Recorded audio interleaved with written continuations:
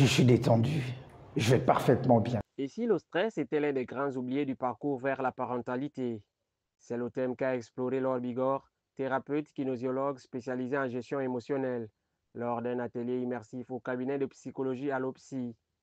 Une rencontre entre science, émotion et libération. La thématique principale de l'atelier, c'était le stress et la fertilité. Donc le lien entre le stress et la fertilité, comment le stress impacte la fertilité à la fois chez les femmes et les hommes.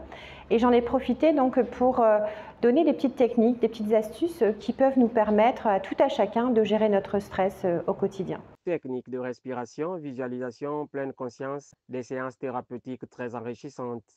Autant d'outils partagés pour que chacun retrouve une forme de maîtrise intérieure. Le stress n'est pas une mauvaise chose en soi, dès lors qu'il est modéré et qu'il est contrôlé. Donc c'est d'ailleurs important pour l'être humain d'avoir un stress au quotidien parce que c'est ce qui nous permet de nous lever le matin, d'aller au boulot, de pouvoir être vigilant au volant quand on conduit. Par contre, si le stress est chronique, dans ces cas-là, le stress va impacter votre système hormonal. Donc vous allez avoir une perturbation au niveau de votre libido, une perturbation de la qualité du sperme pour les hommes ou la qualité des ovules pour les femmes, perturbation des menstrues, donc du cycle menstruel, et tout ça va empêcher en fait une procréation, j'allais dire facile et naturelle chez les femmes. Le corps parle, mais l'esprit aussi.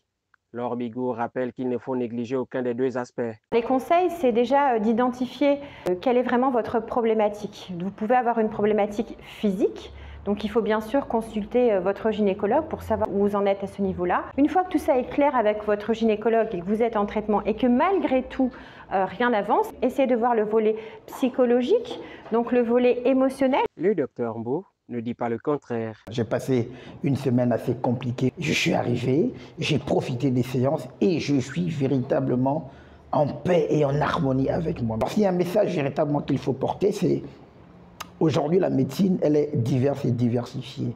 On ne peut plus se cantonner sur la médecine à l'état brut qui consiste à soigner le corps, il faut soigner l'âme, il faut soigner l'esprit. C'est ce qui permet aux médecines alternatives ou aux thérapies douces de pouvoir également trouver leur place. Loin des protocoles classiques, cet atelier a permis à chacun d'explorer une voie nouvelle, celle du mieux-être global, là où le corps et l'esprit ne font plus qu'un.